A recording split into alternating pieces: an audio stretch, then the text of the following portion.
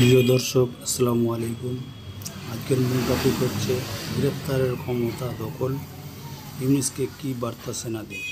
রাষ্ট্রপুঞ্জের মানবাধিকার শাখার একটি দল এখন বাংলাদেশে ঘুরে ঘুরে বিক্ষোভ দমনে আগের সরকারের বলপ্রয়োগ, মানবাধিকার ভঙ্গ এবং প্রাণহানির ঘটনাগুলি খতিয়ে দেখছে। বাংলাদেশের সেনাদের হাতে গ্রেপ্তার ও জরিমানা করার ক্ষমতা দেওয়াকে অন্তর্বর্তী সরকারের ব্যর্থতা বলে মনে করেছেন অনেকে। কারো কারো আবার ধারণা, অন্তর্বর্তী সরকারকে সরিয়ে বাংলাদেশে পুনর্বার সেনা শাসন কায়েমের পথে এটা প্রথম ধাপ। যদিও অন্তর্বর্তী সরকারের তথ্য সম্প্রচার উপদেষ্টা নাহিদ ইসলাম বুধবার দাবি করেছেন, গোটা দেশে আইন শৃঙ্খলা নিয়ন্ত্রণে আনতেই সর্বত্র মোতায়েন সেনাবাহিনীকে এই ক্ষমতা দেওয়া হয়েছে। মাত্র 2 মাসের জন্য এ সেনারা এই ক্ষমতা ভোগ করবে, সেটাও মনে করিয়ে দিয়েছেন কোটা বিরোধী ছাত্র আন্দোলনের নেতা নাহিদ। রাষ্ট্রপুঞ্জের মানবাধিকার শাখার একটি দল এখন বাংলাদেশে ঘুরে ঘুরে বিক্ষোভ দমনে আগের সরকারের বলপ্রয়োগ, মানবাধিকার ভঙ্গ এবং প্রাণহানির ঘটনাগুলি খতিয়ে দেখেছে। অন্তর্বর্তী সরকার চাইছে এমন কোনো ছবি যেন তাদের কাছে না পৌঁছায়, যাতে সরকারের মুখ পড়ে 5 আগস্টের সরকার ক্ষমতাচ্যুত হওয়ার পর আইন শৃঙ্খলার চরম অবনতি হয়েছিল। থানা পুলিশের অনুপস্থিতিতে চুরি, ডাকাতি, ছিনতাই, রাহাজানি চরমে পৌঁছেছিল।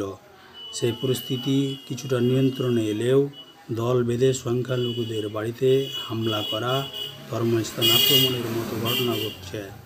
এগুলোকে সরকার ভারতীয় সংবাদ মাধ্যমের অপপ্রচার আখ্যা দিয়ে গুরুত্ব না দিলেও বিষয়টি নিয়ে উদ্বেগ ছড়াচ্ছে পশ্চিমী সরকার ও গণমাধ্যমে। অস্ট্রেলিয়ার মন্ত্রী ক্রিস বোয়েন 2 দিন আগে বাংলাদেশের সংখ্যালঘুদের উপরে হামলা নিয়ে উদ্বেগ প্রকাশ করেছেন। কানাডার এক এমপি ও একইভাবে উদ্বেগ জানিয়ে সংবাদ ভবনের বাইরে সমাবেশের ডাক দিয়েছেন।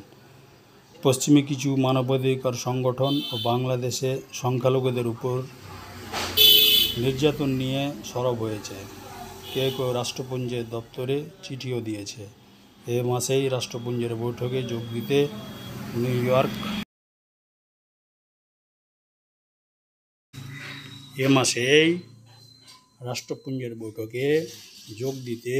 ইয়র্ক যাচ্ছেন প্রধান উপদেষ্টা ইউনূস।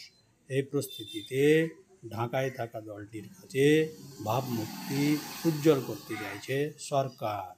পাশাপাশি দেশের প্রায় সর্বত্র সুফি মাজার ও বাউল সম্প্রদায়ের উপরে হামলার ঘটনা ঘটছে। মাদ্রাসা ছাত্রদের নেতৃত্বে রোজই প্রায় ভাঙা হচ্ছে 400-500 বছর ধরে টিকে থাকা এই মাজারগুলি। ইসলাম বিরোধী আখ্যা দিয়ে সেখানে গান বাজনা বন্ধ করা হচ্ছে। সরকার এই সব বিষয়ে রাশ টানতে ব্যর্থ।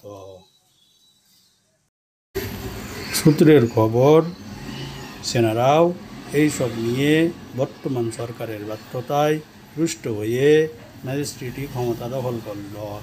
এরপরে পরিস্থিতি আরও জটিল হলে বাংলাদেশের শাসনভার পুরোটা তুলে নিতেও যে তারা তৈরি,